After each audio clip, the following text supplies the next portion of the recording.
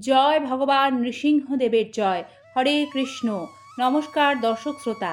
2026 সালে শ্রী শ্রী নৃসিংহ চতুর্দশী মহোৎসব বা ব্রত কত তারিখে পালন করবেন, কিভাবে এ ব্রত পালন করতে হয়, উপবাস কতক্ষণ থাকবেন, কি কি বিধিনিষেধ মানবেন, বিস্তারিত জানবেন আজকের এই প্রতিবেদনে। আশা রাখি সকলে শ্রী পরমেশ্বর ভগবান কৃষ্ণ কৃপায় ভালো আছেন।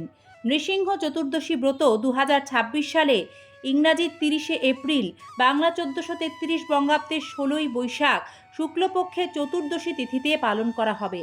ভক্তবৃন্দ অবশ্যই পরমেশ্বর ভগবান শ্রী বিষ্ণুর অবতার শ্রী নৃসিংহদেবের পবিত্র আবির্ভাব তিথিতে উপবাস ব্রত ভক্তি ভরে পালন করবেন। কেউ এই পবিত্র ব্রতদিন সম্পর্কে জেনেও যদি তা পালন না করেন, তবে চন্দ্র সূর্য যত দিন থাকবে তত দিন তাকে নরক বাস করতে হবে।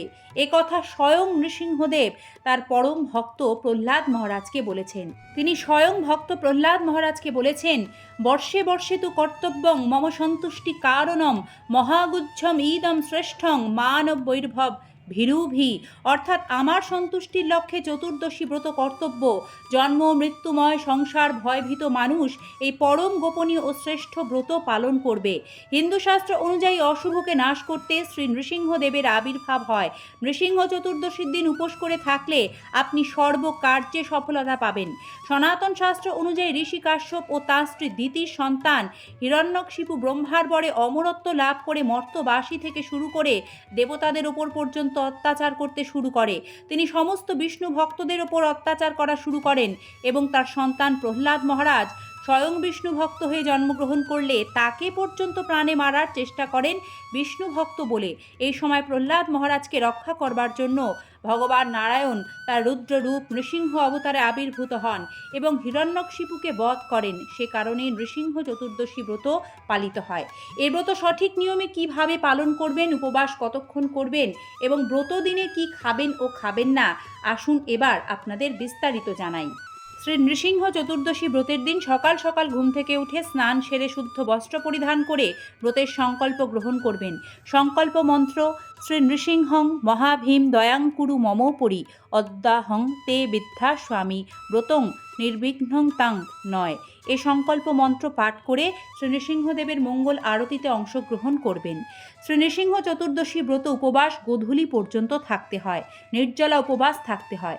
নির্জলা একান্তই না থাকতে পারলে ফল প্রসাদ পেতে পারেন। গোধূলি লগ্নে অবশ্যই নৃসিংহদেবের মহা অভিষেক করতে হবে।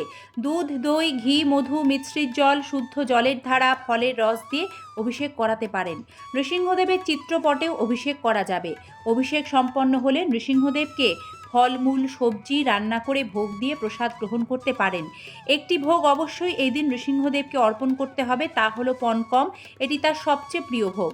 পনকম হলো এক ধরনের শীতল জল বা পানীয়, যা তাল মিছরি, অনেক ক্ষেত্রে তেঁতুল, লেবুর রস, আদা, গোলমরিচ, এলাচ সহযোগে তৈরি করতে হয়। এটি নৃসিংহদেবের অত্যন্ত প্রিয় এবং তার ভোগে তুলসী পত্র দেবেন।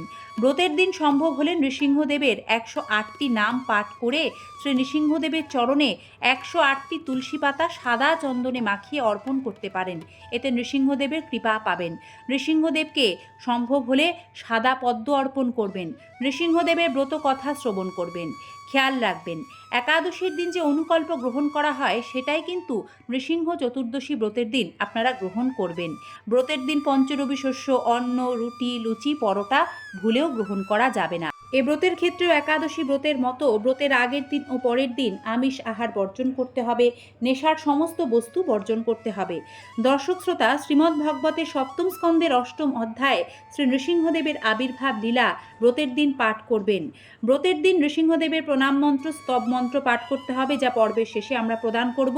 এবং ব্রতের ঠিক পরদিন সকাল 10টার মধ্যে ভগবানকে এক্ষেত্রেও পঞ্চরবি শস্য ভোগ তুলসীপত্র সহযোগে নিবেদন করবেন এবং নৃসিংহ চতুর্দশী ব্রতের পারণ মন্ত্র, যা হলো ইদং নৃসিংহং চতুর্দশী ব্রত ফলং সর্বেশং শ্রীকৃষ্ণং অর্পণং অস্ত, এই বলে ভোগ নিবেদন করবেন এবং পূজা অন্তে নিজে সেই ভোগ গ্রহণ করে ব্রত পূর্ণরূপে সমাপন করবেন। ব্রতের দিন অভাবী দুস্থ ব্যক্তিদের মধ্যে কালো তিল, নতুন পোশাক, সাধ্যমতো অর্থ, মিষ্টি, ফলমূল এইগুলো দান করতে পারেন। এতে নৃসিংহদেবের কৃপা লাভ করবেন। নৃসিংহ চতুর্দশী ব্রতের দিন দুরাচারী, ক্রোধ, মিথ্যাচার সহবাস সম্পূর্ণরূপে নিষিদ্ধ। বেশি বেশি করে হরিনাম জপ সংকীর্তন করবেন। মনে রাখবেন, নৃসিংহদেব অত্যন্ত কৃপালু। শুদ্ধাচারে পূর্ণ ভক্তি ভরে নৃসিংহ চতুর্দশী ব্রত করলে তিনি ভক্তের মনোবাসনা অবশ্যই পূর্ণ করেন। সব বিপদ থেকে তার ভক্তকে তিনি সর্বদা রক্ষা করতে প্রস্তুত, যেমনটা রক্ষা করেছিলেন প্রহ্লাদ মহারাজকে। জয় নৃসিংহ চতুর্দশী ব্রত কি জয়! জয় নৃসিংহদেবের জয়! জয় ভক্ত প্রহ্লাদ মহারাজের জয়!